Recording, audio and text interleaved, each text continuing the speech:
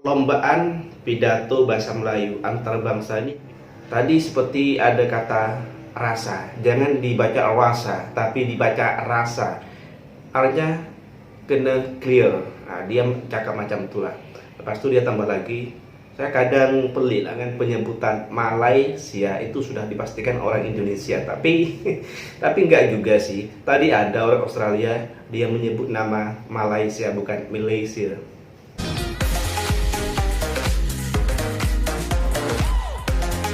Assalamualaikum warahmatullahi wabarakatuh. Welcome back to my channel. Jumpa lagi dengan saya Mr. Bas.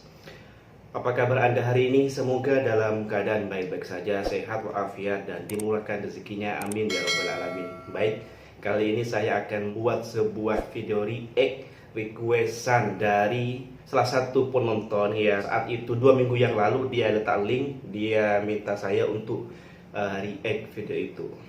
Nah, pada kali ini saya akan mereactnya. Tetapi ketika saya play video tuh, buka link tuh, ternyata video dia adalah 2,5 jam durasinya guys. Agak-agak lah tuan, minta saya react video tapi durasi dia 2,5 jam. Mampus lah saya. Akhirnya saya tidak jadilah untuk react video tuh. Tapi jangan khawatir tuan, kali ini saya akan ganti video tuh dengan tema yang sama, yaitu tentang lomba pidato bahasa Melayu di Malaysia ini. Video ini adalah lomba pidato peserta dari Australia. Oke, tanpa buang masa, jom kita ngerti apa sih kepandaiannya orang Australia nih berpidato dengan bahasa Melayu. Oke, jom kita mulai.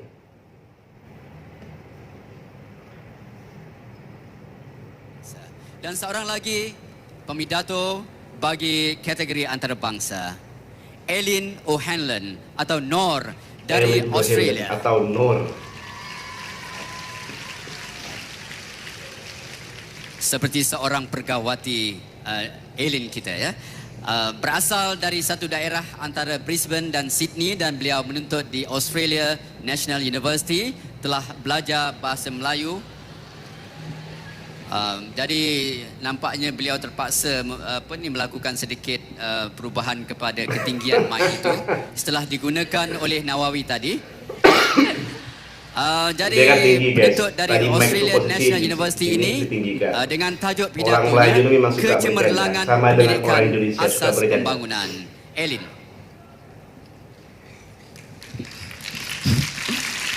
Terima kasih.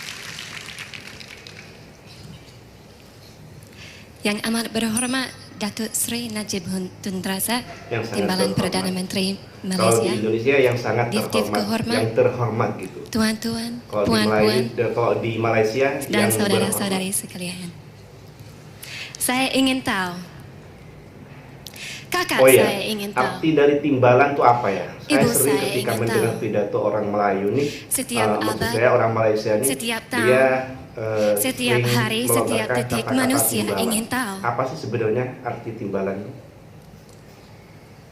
Sekarang penonton di sini ingin tahu orang ini bercakap apa ya? Bercakap apa ya?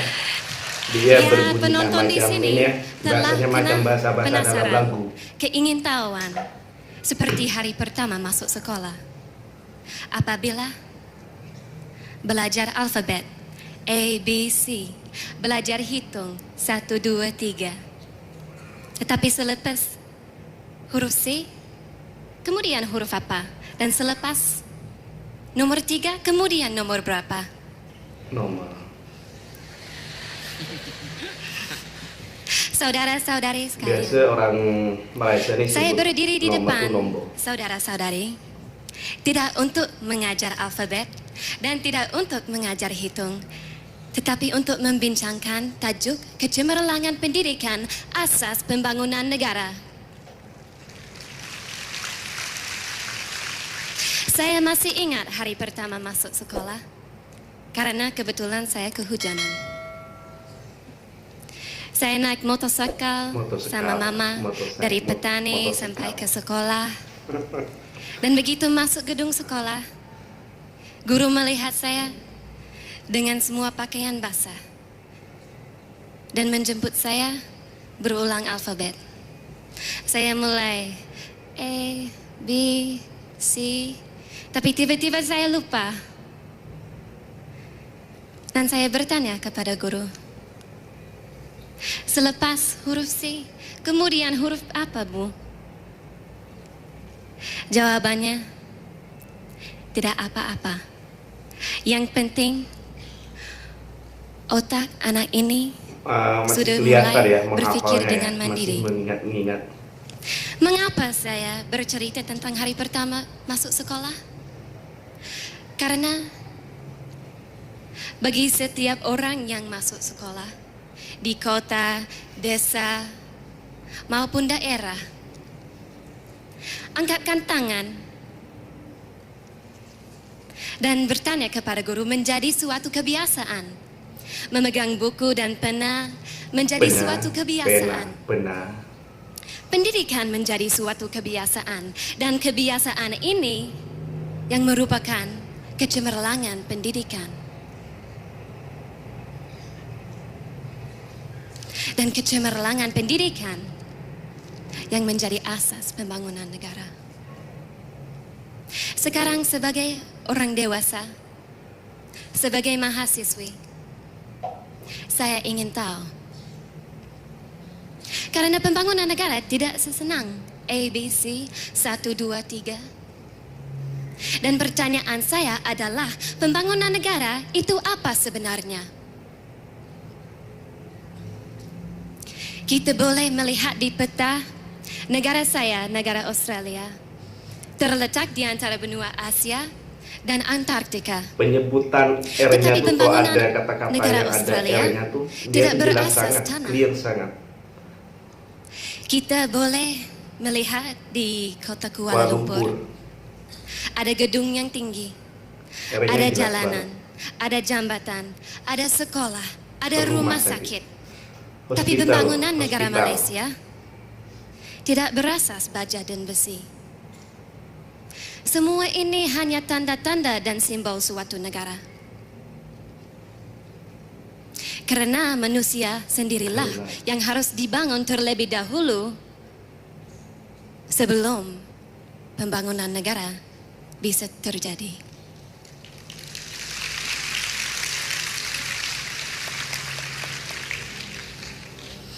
Hari ini kita dapat melihat berbagai perkara dalam suatu negara. Kita boleh melihat Dia nampak grogi dan banyak perkara di berita seperti sedikit krisis menghafal. ekonomi global. Tapi not bad lah. Dan sekarang kita harus mempertanyakan apa yang terjadi. Nampak sangat dari mukanya tuh semacam Karena pembangunan sedang negara menghafal. tidak sekedar mengeksploitasi sumber alamnya untuk menumbuh kembangkan ekonomi, dan pembangunan negara tidak sekedar membangun gedung yang paling tinggi di dunia untuk menunjukkan kekayaan negara sendiri. Hanya lewat sistem pendidikan yang cemerlang dapat suatu negara berkembang seperti Betul bunga tropis yang kehujanan Pendidikan itu setiap sangat hari berpengaruh kepada dan berwarna-warni secara wajar. mental sebuah bangsa dan moral Tuan-tuan sebuah dan bangsa. puan-puan, saya berdiri di depan saudara-saudari sebagai dewasa, sebagai mahasiswi, sebagai orang yang mencari ilmu.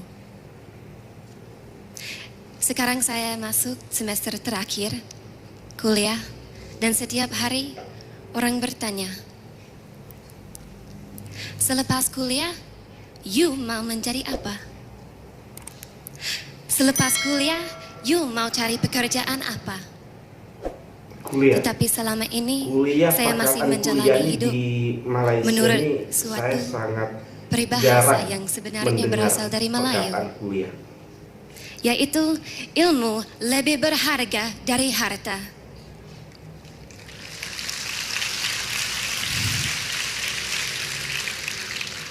Ingatlah, pembangunan negara tidak sekedar mengejar harta. Biarlah pendidikan menjadi suatu kebiasaan, dan biarlah kita kehujanan pengetahuan setiap hari. Jangan berhenti kepada huruf C. Dan jangan berhenti kepada nomor 3. Karena kita sebagai manusia harus mempertanyakan dan harus terus berpikir dengan mandiri. Terima Lonceng kasih. dah berbunyi, tanda dah, Selamat malam durasi dah sampai. dan selamat berpendidikan yang cemerlang Malaysia. Malaysia. Jadi bukan hanya orang Indonesia yang cakap Malaysia, orang Australia juga cakap Malaysia. Asas pembangunan Eileen O'Hanlon atau Ada Nor beberapa dari subscriber Australia. ya, beberapa penonton yang komen di ruang antara komen di bawah tuh. pidato yang paling tinggi di antara Sering memprotes 8 saya pidato ketika yang saya telah cakap pentas. Malaysia. Dan, Yang betul tuh menariknya dia tentang kata Eileen ini, Malaysia. selain dari menggemari roti Tapi ini canai orang Australia campur cakap dengan kuah Malaysia. dal, beliau juga gemar nasi putih campur dengan gulai lemak cili api ikan Wah, keli sedap tuh. dan disulami Masalah dengan lemak cili api tuh. ulam-ulaman, petai dan jering. Jering kurang suka saya. Jadi Bau. kita harap Eileen akan membawa balik petai dan jering ke Australia selepas selesai nanti ya. Oke, habis dia videonya. Oke, bagi saya not bad lah. Kalau boleh saya bagi markah antara 0 sampai 100, saya bagi markah 75 lah ya. Saya bagi 75 karena penyebutannya itu memang jelas dan intonasinya itu juga pas. Habis itu kebakuan bahasanya juga ya seperti yang kita pelajari bahasa-bahasa Melayu baku, baik itu bahasa Melayu di Malaysia, baik itu bahasa baku di Indonesia. Ada beberapa kata yang tadi disampaikan oleh peserta dari Australia nih, seperti kata gedung. Ketika saya berkata orang-orang anak-anak muda Malaysia nih, dia tidak tahu apa arti gedung tuh. Saya sering kalau bercakap dengan orang Melayu tuh menyebut kata gedung dan mereka tidak paham gitu. Mesti saya jelaskan gedung itu apa. Mungkin tuh di kalangan anak muda zaman-zaman milenial ini ya, sebagian kecil mungkin tidak tahu arti gedung itu, atau memang di Malaysia ini tidak ada perkataan gedung.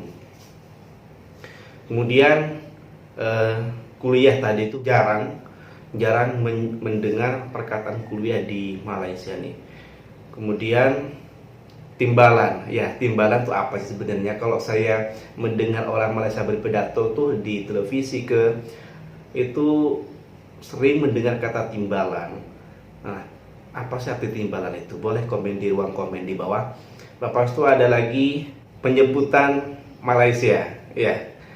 Di ruang komen lah sering adalah beberapa orang yang komen. Kalau ada orang menyebut Malaysia ini dengan penyebutan Malaysia, itu sudah dipastikan orang Indonesia. Tapi enggak juga sih. Tadi ada orang Australia, dia menyebut nama Malaysia bukan Malaysia. Kemudian apalagi ya? Penyebutan R. Saya jadi teringat dengan saya pernah nonton acara kompetisi nyanyi di Malaysia nih, namanya Beach Stage. Nah, di situ ada peserta dari Korea namanya Hambyul. Dia sering membawakan lagu Malaysia, lagu yang berbahasa Malaysia gitu. Nah, habis itu dia nyanyi kan, dia habis nyanyi kemudian dikomentari oleh komentator. Lepas itu dia bagi masukan lah, bagi komentar. Intinya kalau di bahasa Indonesia kan seperti ini. Satu lagi buat kamu, kalau kamu bernyanyi bahasa Malaysia, menyanyikan lagu Malaysia, kamu harus perjelas huruf R, huruf R tuh. Jangan semacam orang putih. Tadi seperti ada kata rasa, jangan dibaca rasa, tapi dibaca rasa. Artinya kena clear. Nah, dia cakap macam itulah. Lepas itu dia tambah lagi, saya kadang pelik lah, ada penyanyi Malaysia sendiri cakap R tuh macam orang putih. So, kamu jangan salah paham, jangan salah tangkap bahwa penyebutan R dalam lagu tuh, dalam bahasa Malaysia tuh, terutama dalam lagu, kena clear. Kalau rasa, bacalah rasa, jangan rasa.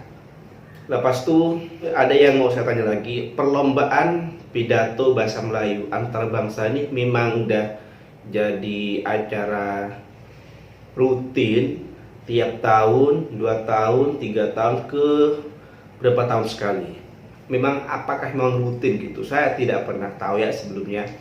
Saya baru tahu ada lomba pidato Melayu antar bangsa ini setelah dikasih linknya sama salah satu penonton. Intinya saya sangat berbangga ya, sangat berbangga kalau ada orang luar tuh belajar bahasa Melayu, baik itu bahasa Melayu di Malaysia, baik itu bahasa Melayu Indonesia, Singapura atau Brunei. Semoga bahasa Melayu, baik bahasa Melayu Malaysia, baik bahasa Melayu Indonesia terus lestari, terus menjadi kebanggaan suatu negara, terus digunakan oleh kalangan-kalangan anak-anak milenial, kaum milenial, agar terus lestarilah bahasa Melayu ini. Mungkin cukup sampai di sini dulu ya video kali ini. Namun sebelum saya tutup video kali ini, seperti biasa saya ingin mengucapkan mohon maaf apabila ada kesalahan yang tidak saya sadari terucap dari lisan saya mohon maaf sebesar-besarnya, itu tidak ada unsur kesengajaan. Dan apabila ada yang salah dari apa yang saya sampaikan, kurang betul atau kurang lengkap, boleh dibetulkan, boleh dilengkapi di kolom komentar, boleh dikritik juga. Dan kalau Anda ingin memberikan saya cadangan, ingin memberikan saya saran, next apa yang mau saya reaction, boleh letak linknya di kolom komentar. Tapi kalau boleh ini ya, yang berhubungan dengan bahasa dan budaya gitu ya. Kalau tentang video perbandingan antara Malaysia dan Indonesia, nanti dulu lah. Saya lebih suka untuk mereact video-video antara budaya gitu, budaya dan bahasa, seperti itulah. Oke, kalau Anda suka dengan video ini boleh di like dan boleh di share juga ke sosial media Anda. Yang terpenting adalah subscribe channel ini serta bunyikan tombol loncengnya agar tidak ketinggalan apabila ada postingan baru dari channel ini. Sampai jumpa di next konten. Wassalamualaikum warahmatullahi wabarakatuh.